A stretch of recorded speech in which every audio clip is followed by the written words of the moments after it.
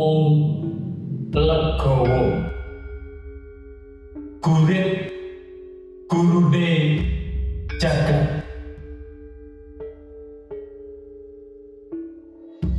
Dudu karepku dhewe. Niat ingsun sabiyan tumarang liyane. Karepku mung kanggo kabecikan. Pamrehku muli nambaran katresnan.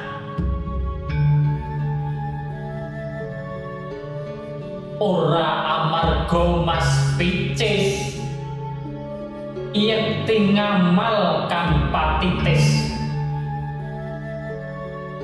Welas asih kang satuhu,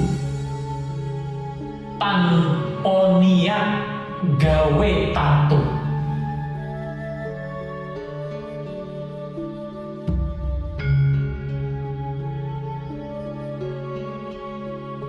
Nanging lah kok malah kaya ngene.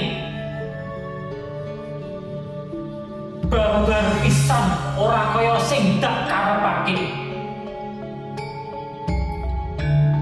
Apa amarga kadonya? Apa malah kanggo nutupi kawirangan?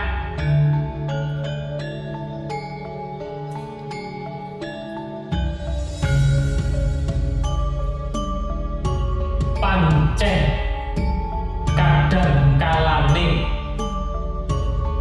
solah kang manis malah katompo kanthi lamis.